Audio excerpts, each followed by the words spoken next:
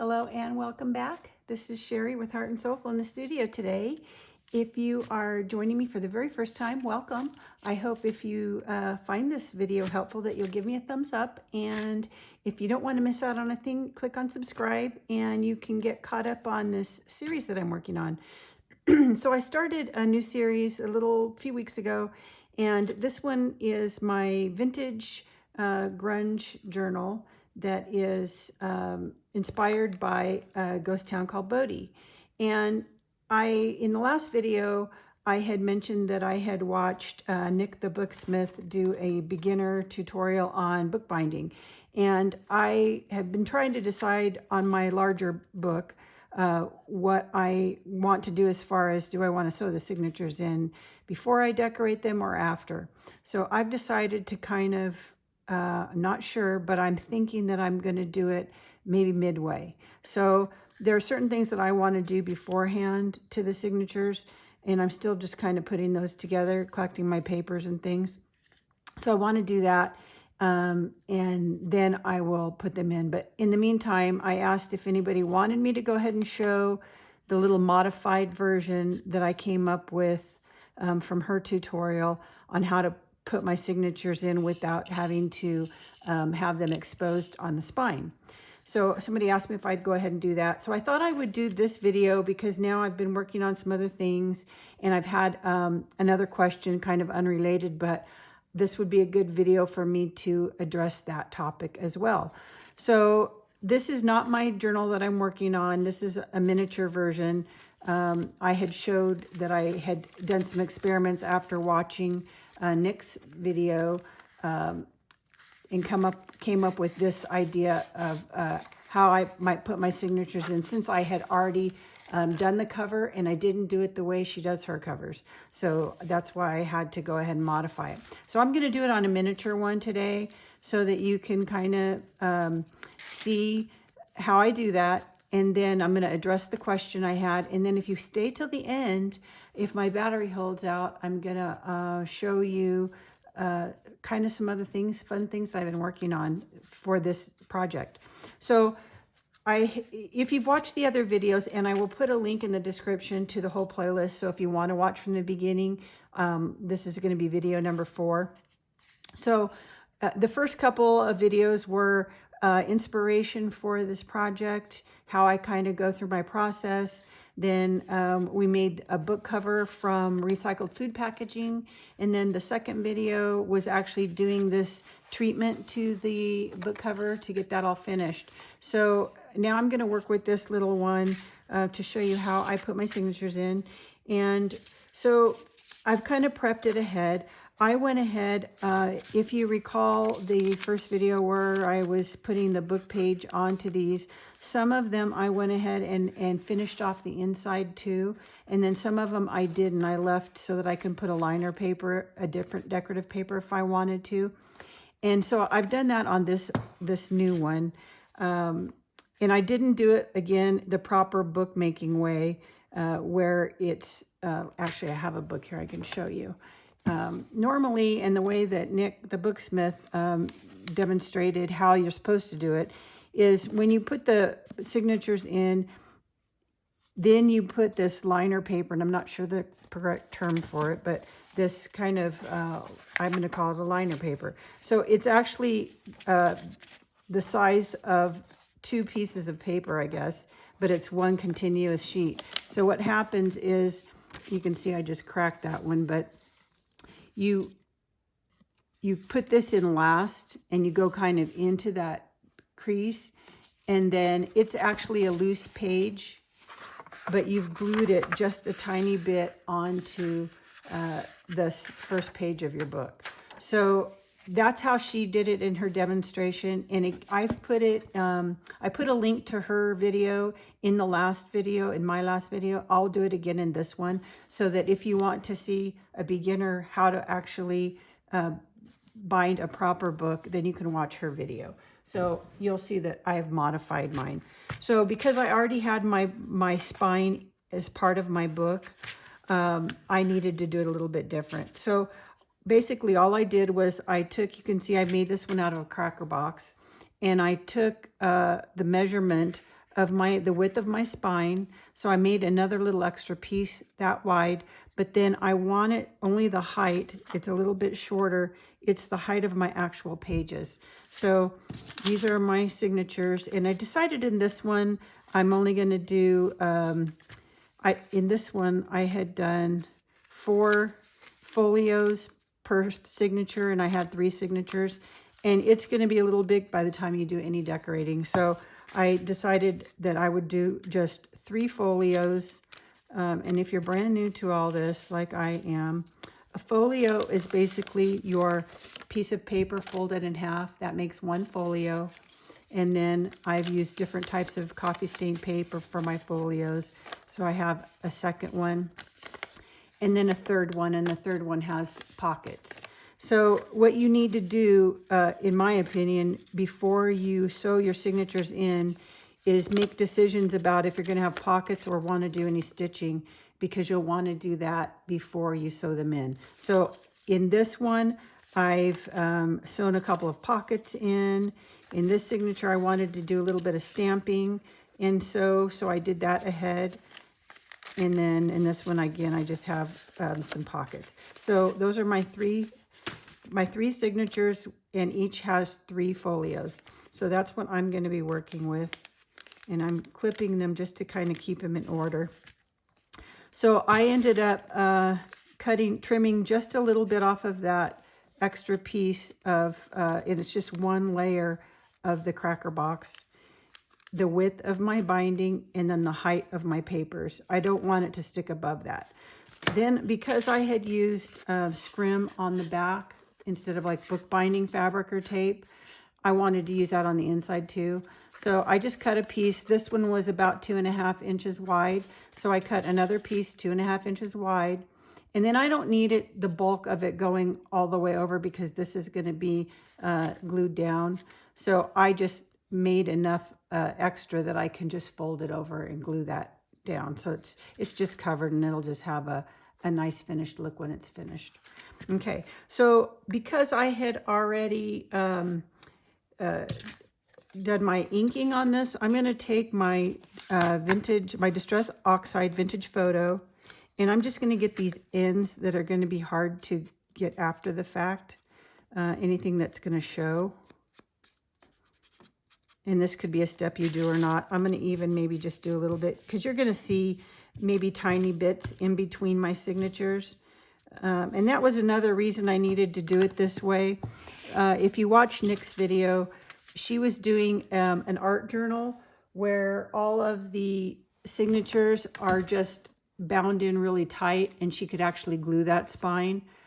Because mine's a junk journal and you're going to be adding a lot of decorative elements, you need space in between the signatures so that you have some room. It's sort of like when I did the altered books, you tear pages out so that your book is not so thick, so that as you add things in, you have room to do that. So you're going to end up with gaps between your signatures just to give yourself some room to decorate. So that was another reason why I needed to modify her method versus what I needed to do for this project. So I have this extra spine in here, and then I'm going to just take my signatures. Now let's see, I think I'll do, because I've only done this once now, I'll do it on this first. So I know I have 3 signatures, and I need to mark where I'm going to do my bind in my signatures. So I need 3 rows, and I'm just going to do a very simple 2 holes for my stitching, because this is such a tiny book. Sorry, I have a hair hanging in my face. Okay, so let's see. This is about 3/4, so that's gonna, I need to put that in half. So I have, if I go this line, this ruler is a sewing ruler, and it's really kind of nice because you have these 1/8-inch marks. So my halfway is right about there. And then let's see how tall this is, 3 3/4. So I'm just going to eyeball this. And I think I'm going to do one at, let's see, where's a pokey thing? I guess I should be good and mark it first with a pen. So I'm going to go, I think, at 1/2 inch here. And then we'll go 1/2 inch up.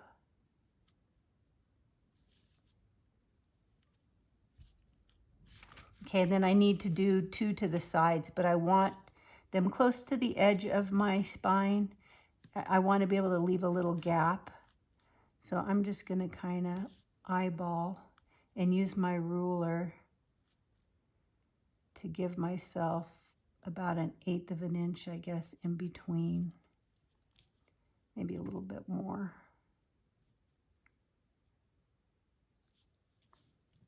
So I have little marks here that I'm kind of just eyeballing, and then I'm just going to make a mark to the right of that.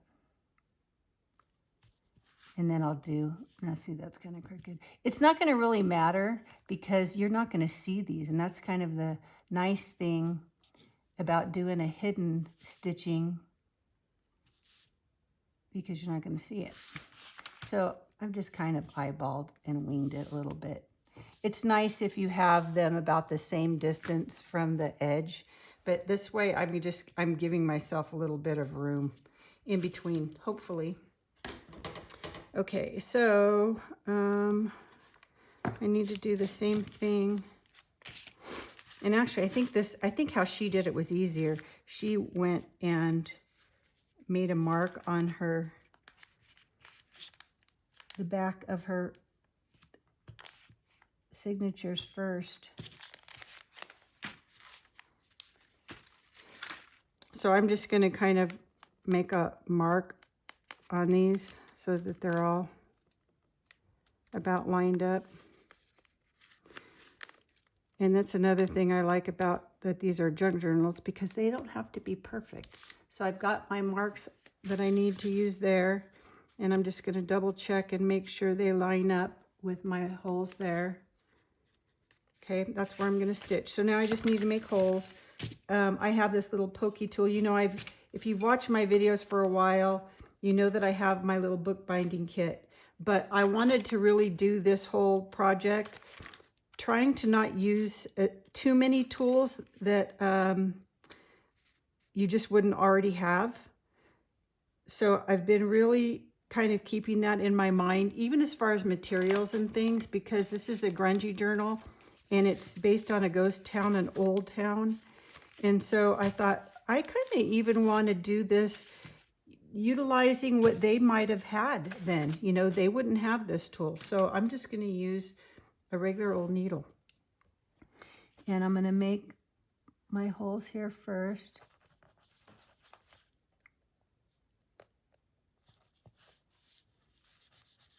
And because I eyeballed these, I am kind of adjusting so that they look a little straighter.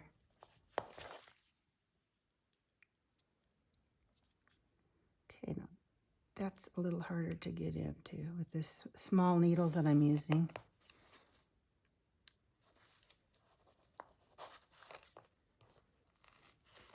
Let's see if I have a little bit bigger of a needle.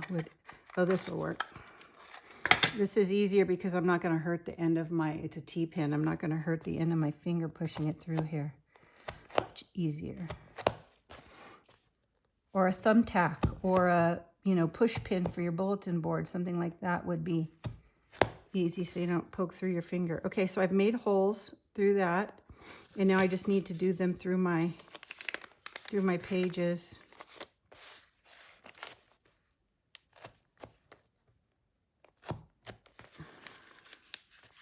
My first one.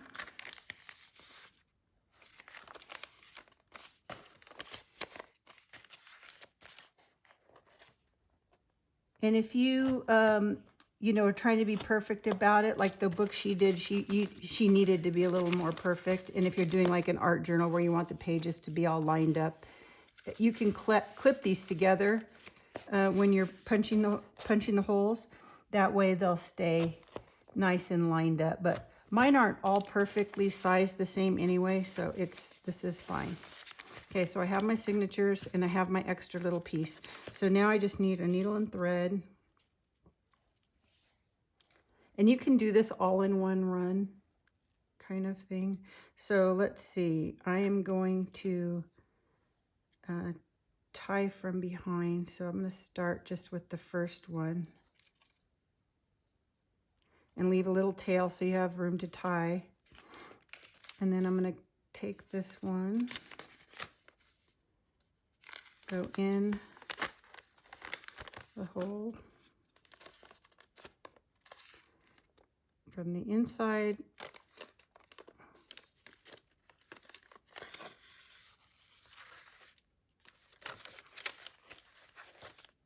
and then through the bottom first hole.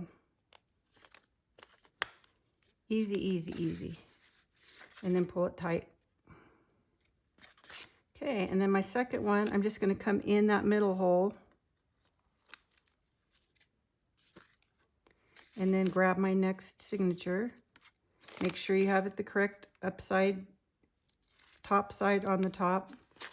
And I'm kind of missing my hole on this one. Let's see.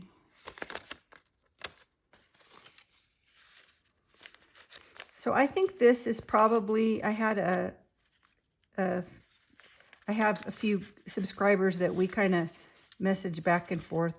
They comment a lot, and so we kind of end up having these conversations, and one of them and I kind of agree. I think it's easier, having watched other videos and just even knowing what it's like doing my altered books, it can be cumbersome to try to sew something in that has all the decoration on it already. They just get really bulky. So I think my plan for my bigger book is do the things that I know I need to do ahead of time, like the stitching and that sort of thing. But then as soon as I have, let's see, I need to go in this hole. I'm talking and not paying attention. So I need to go through this top hole. Oops.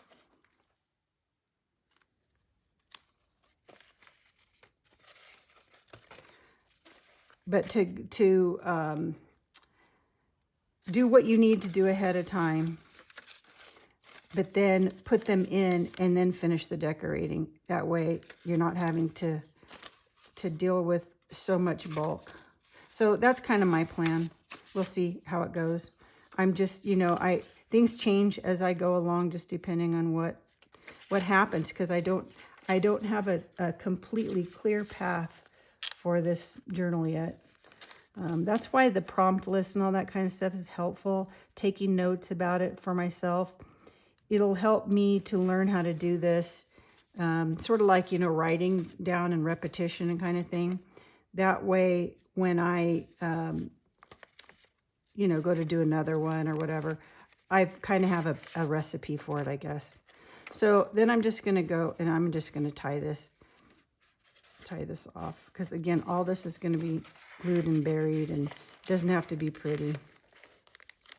So if you watch her video, you'll see she didn't even stitch it like this, but you know, I should have watched it before I started this series, but I don't think she had that one out yet anyway. But this is good because it kind of makes me have to figure things out, which is what I like to do. So, okay, so I've tied that just 3 times just to, and then I'll leave it. It's all going to get glued down anyway. Okay, so I have my signatures are all sewn just to that little spine now. And I've left my tails because that's what I'm gonna, these little flaps, that's what I'm gonna glue into my book. So I'll put that aside. So now all I need to do is easy, just glue that down. Okay, but before I do that, I'm gonna answer that question that I had. The question that I had, I was in a conversation with someone on, I think, Facebook Messenger, and she was asking if I had any ideas about ways to dangle a tassel down the spine, how to attach it. So I had a couple ideas just in the conversation we were having, and I've come up with a few more since then.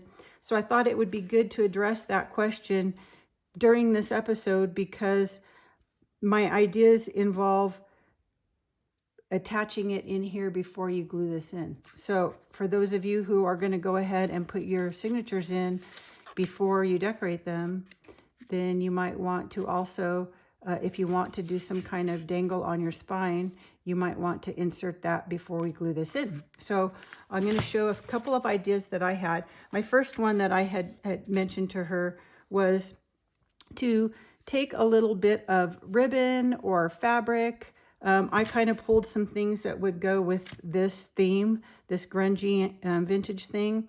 So this is just some fabric. I made 1,000 masks in the month of April last year for essential workers who couldn't get PPE at the time. And when I had fabric left over, I just tore it into these. I like this color for vintage things, so I just tore it so it would have ragged edges. So I have a bunch of this ribbon now that's just cotton fabric. So my idea was, before you put this in, take a little piece, and then I made a little, I'm going to call it a D-ring. Mine's just kind of not very good. I just hand-made this. It's just a little oval jump ring. You could use a D-ring if you can find one small enough for your book. This book's tiny, so I kind of had to make do. But for a larger one, you know, you might be able to buy a D-ring that kind of fits within your spine. So one idea I had was make a little ring, and then kind of like you would a cloth bookmark, just glue that in before you glue that second spine in. And then when you have that little dangle on there, you have a place to add your little chain and beads, whatever you're going to do. So that was one idea. You could also use some lace there. You could use just some jute twine in there. You could use, I have some of this Tim Holtz linen ribbon. You know, that would go with my theme. The other thing that you could do is glue it in, and if you don't want to do a ring, if you have wide enough ribbon, you can actually put a little eyelet, a little eyelet in there, and then that would allow you to attach things to that hole that you make. You could also, the other idea that I told her is you could actually punch a hole in your spine and then put the eyelet right in the book and then attach a ring. You'd want it to be kind of close to the top. But I kind of actually like the idea of a ribbon or something hanging over just enough to attach that. So you could do, like I said, do an eyelet, could be in this ribbon, and then you'd have a hole to attach jump rings and chain. Let's see, I also, where did I put it? I also have some, now I'm not finding, oh, it's right here in front of me. Some kitchen string that when you see it at the very end what I'm doing, I ended up making some rusted kitchen twine. So you could braid this and attach it through an eyelet and put that in, or have it like glued, say it's braided, and you could have it glued back into your spine there. That was a thing. If you do the eyelet hole, whether it's through the spine or through a piece of ribbon or cording or something that's there, you could also add one of these little light bulb shaped pins. I kind of went through my little drawer of rusted pieces to kind of see what I might have that would fit in there. You could also take some little ball chain and add that to a hole that you've made, and would be cute to add little things on that. Then as I was digging through my little drawer, I saw this. I've rusted a bunch of these, and I thought this was kind of cool looking. So it happens to fit really nicely on my spine. You could either leave it up like that, or you could fold this one down and then glue your spine in, and then either leave this one up or even have it down and have things dangling. I think I love how that looks. So I might actually put these on these little books before I put them together. Just, I think they're cute. You could even do another one on the other end. Let's see, before I have my spine. You see, this is just me thinking on camera. So you could do that and then glue that in. And then you have two, and then you could actually string beads in between. These would be really cute. Or a metal tag of some kind, and so stitch it from end to end on here. That might be really cute. I might do something like that. I kind of like that idea. So just, you know, as you start playing around like I did, you'll find other things or think of other things. Then after I had pulled that out, then I also had some paper clips in there, just regular ones. So you could actually take, here's my little rusted drawer. You could actually take just a regular rusted paper clip and put that on. I kind of thought that was cute. And then dangle some things here. But then I decided, well, I want this shorter. So I actually made one where it's just a paper clip, and I took the one end and just curled it around like a spring. And then you could just add that, and then just add little dangles to that. So just, I mean, there's so many ideas. I'm sure you'll think of a lot. In my drawer, I had this kind of unusual paper clip too, and that was really cute. You could even take this and just make your own from wire, something that shape. And then again, it just happened to be the right width for my spine. It's a little tight going on here, but you could, you know, pull it so that you can get some jump rings in there. But I thought that was really cute too. So lots and lots of ideas. And then the other idea, so that's all kind of attaching things to it. When I was going to make my D-ring, again, because I make jewelry, so I have jewelry wire. But if you don't, you could use baling wire, or since you're a crafter, I have taken apart one of my spiral bound notebooks. I haven't straightened it all out yet, but I thought I could use this wire for my button shanks or something. So I saved it, but I took just a little piece and just, you know, made it like a hook. And then you can glue that into your spine. And then you still have this little loop that you can now add dangles to. So, you know, there's all kinds of things you can do. I had also mentioned to her, now if you've already have a book that the signatures are already glued in and you want to do something like that, but you can't get in there, you know, to put anything in there.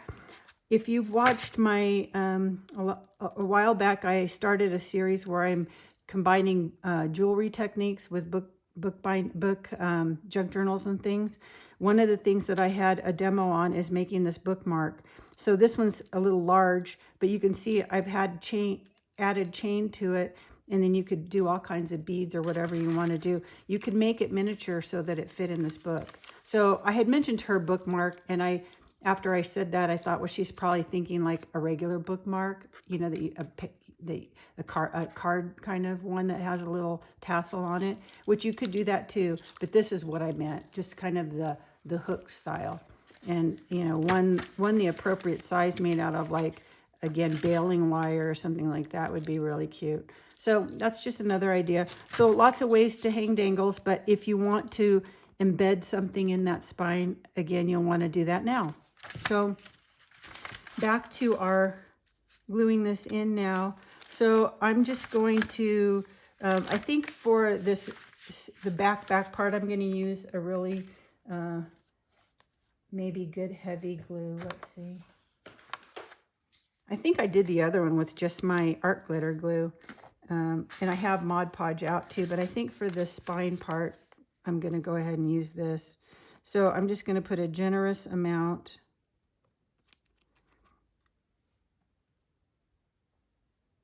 You could probably use hot glue gun if you do that. You know, I don't know how that'll work.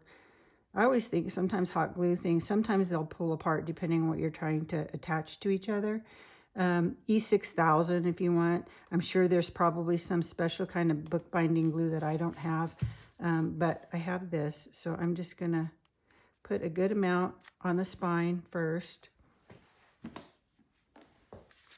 and make sure I'm right side up. And then I'm just going to kind of center it on there.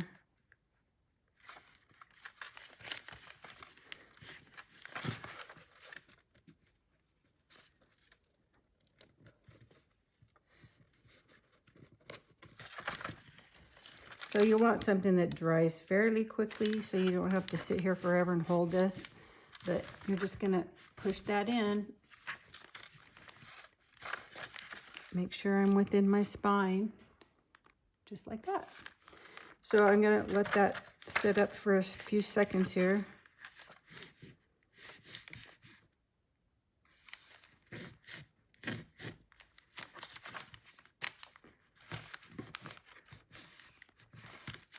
I had so much fun making these little tiny books that I had, my recycle pile seems to grow faster than I can make things, but I had a whole bunch of boxes that I had cut down into usable pieces so they were at least easy to store. And so I had, I don't know, 6 or so cracker boxes. And so just saltine cracker boxes. And the size was perfect for each side could make one little book. So I ended up, I have 6 of these little things started, which I think are good because they'll be nice for demos, you know, to not have to work with such a big thing when I need to do something like this. But then just to sell them as blank books like this, I think will be really cute. So if I ever get to do that show in August that I'm hoping is going to happen again, then I will have them there. So I'm going to use Mod Podge for this other part just because I think it's easier. I like to brush glue on.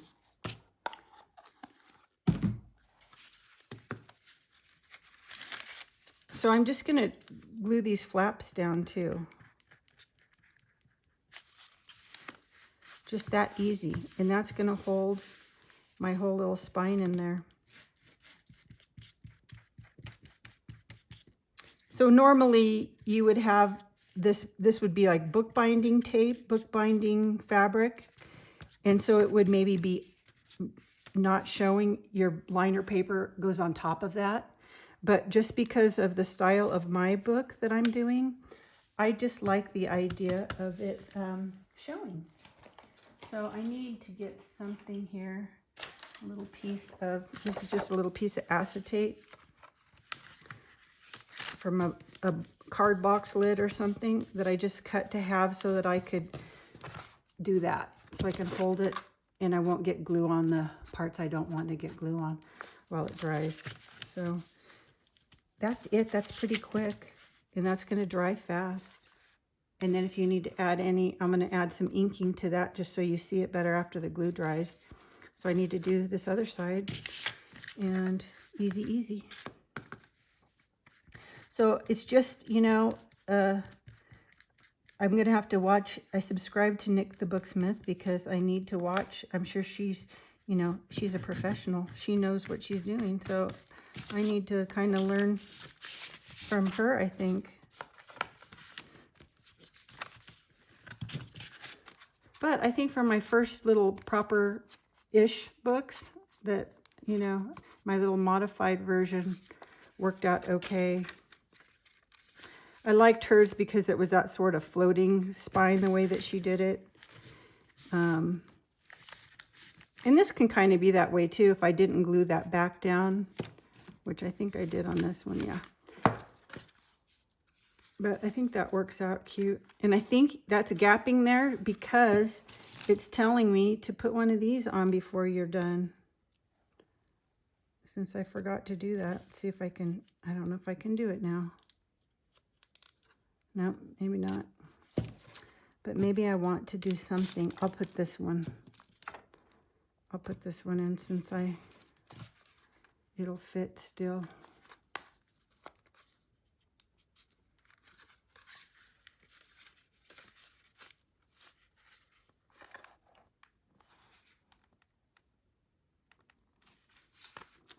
Okay, so once that's dry, I can do my inking.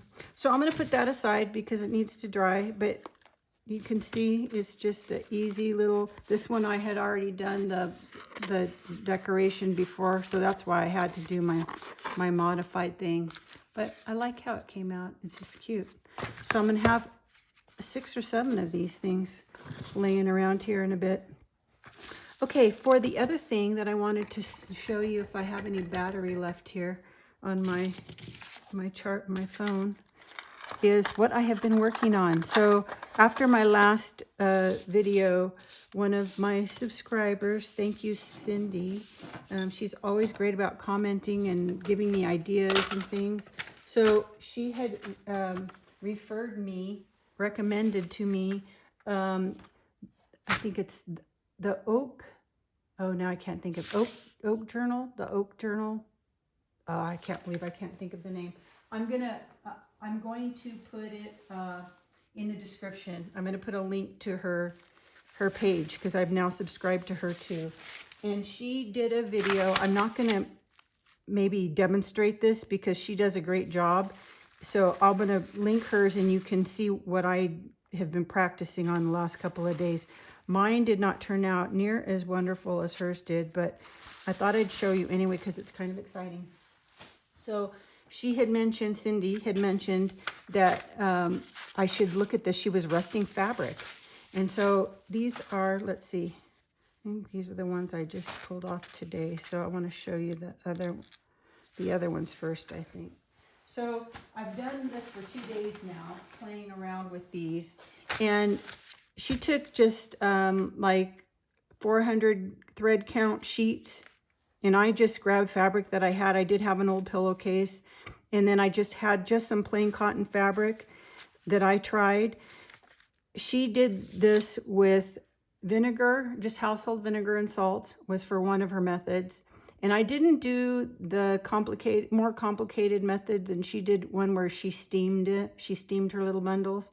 I just did all of mine outside in the sun because I was impatient. I didn't want to make it harder than it needed to be. I wanted to see if I could kind of make it even easier and quicker. So one of the methods she used was with vinegar and salt, and the other method that she did was using a chemical. She's from the UK. I did go online and look, and that chemical, they do ship it to the United States, so you can get it. There were 2 different colors, a dark and a bright for the chemical, and I'm just giving you this information because I'm here in the US. I looked, and you could get one of each of those bottles shipped. I'm in Nevada, and it was about $32, so that wasn't horrible. But I also have a chemical that I use in my workshop because I was always rusting things out. I used to do, like I said, furniture things and building things, and I was always wanting everything to look grungy and old, so I was always rusting parts and pieces. So she used cogs and gears a lot for her dyeing, and I've ordered some because I didn't have any flat ones, the size that she did. So I've ordered them. So I will be doing some like that. But in the meantime, should be embarrassing, but I went to my workshop, my other workshop where my messy stuff is. And I actually have bins of things that say rusty screws and rusty parts and that kind of thing. So I actually grabbed anything already rusty that I had. Now, you can use any kind of metal. She was using clean metal, but I just thought, I already have a bunch of rusty stuff. It'll make it faster because it's already rusting. So I grabbed, old rusty screen. This turned out great. I had these little springs. I have these big springs, old rusty nails, kind of hardware. I've got more in the other thing, but a bunch of trade coins, which for this journal I thought were perfect because they're old. They're actually old trade coins. So I had a bin of rusty stuff, and these are some of the things that I ended up using. Old keys. I did have some clock parts. Those didn't work out as well. Some little decorative things, stuff like this. So basically you're using cotton fabric in anything that will rust, and you're doing kind of like eco-printing dyeing onto your fabric. And they just were so much fun. Oh, I dropped something I want to show you, but so let's see. I think this is the first batch I did. So this batch, mine are not near as pretty as hers are, but the first batch I did with my chemical. So I just like rolled that spring in here, and it just needs to touch.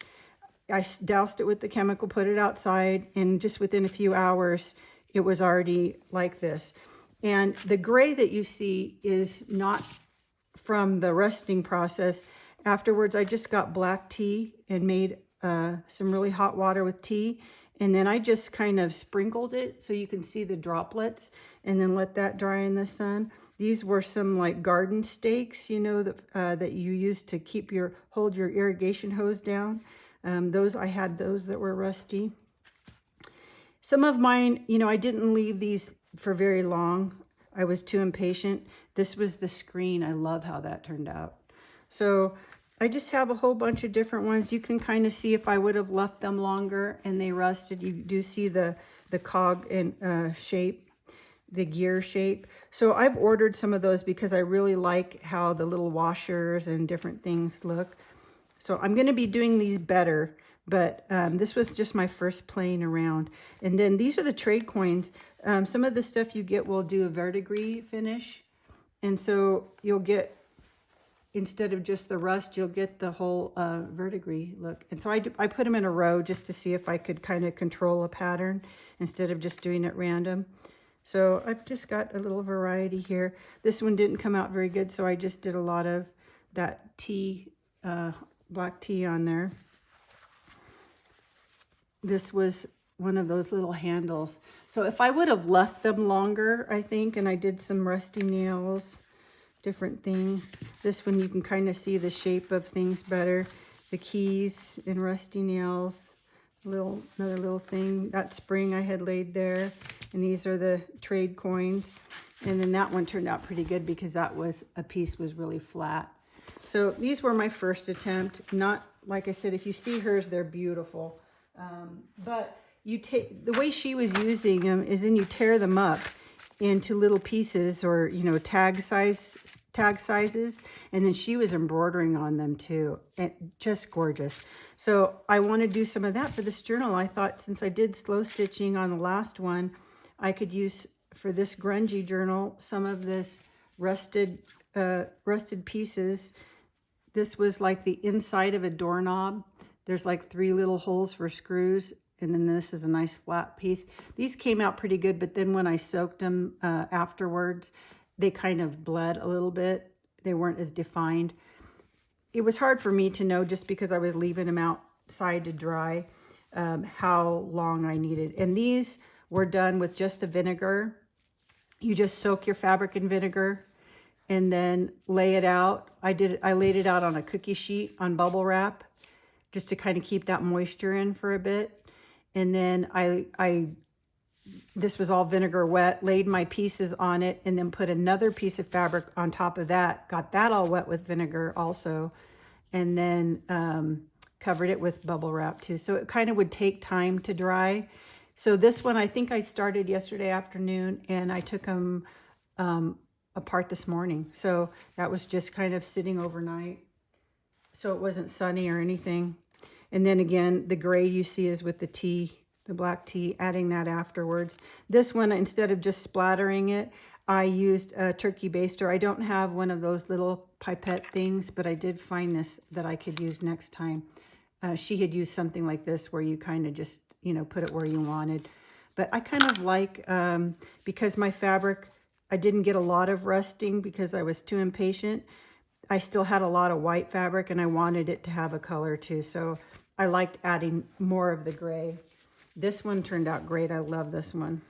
And this is the springs, just with the vinegar. So, and then just a little bit of the tea afterwards. So I'm going to be tearing these apart and just using them. I think they'd make beautiful book covers just like that. So that's kind of my plan. We'll see.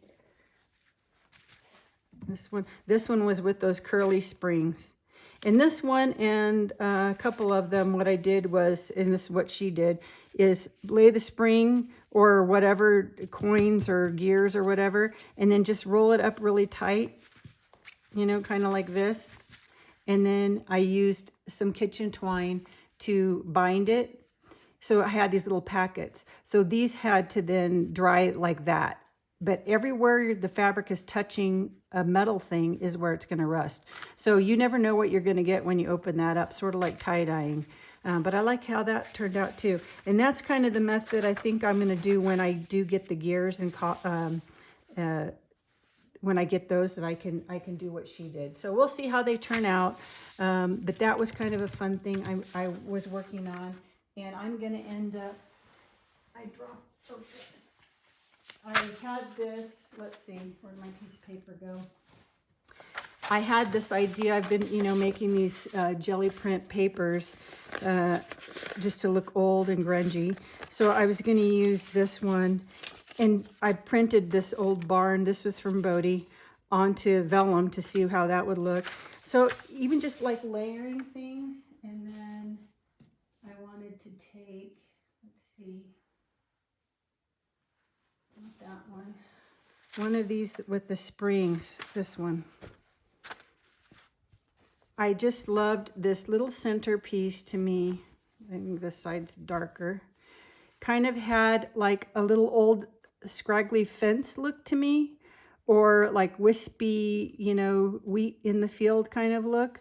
So I thought that would be really neat to, you know, maybe put a bit of that on there and do some embroidery and things. So I don't know. I'm wanting to do this whole journal, the whole vintage grungy thing, but not take everything so literally, maybe be a little more artistic about things.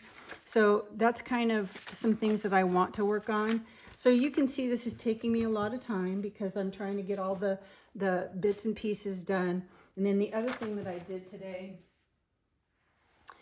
and I may do a demo on this, but it takes a certain tool that not everybody will probably have, but I wanted to make some wood, some lumber, some aged looking lumber. So I've been working on that today too. And this could be a tutorial. This is with the Tim Holtz with the Vagabond. So if you have any kind of embossing machine kind of thing, I'll share how I did this. But it's just a bunch of wood, old wood, that now I can use in my journal. So that's what I have been up to. I hope that if you like this video, if my battery held out, I don't know if it did, that you will give me a thumbs up and have a great rest of your day. Now go make something. Bye.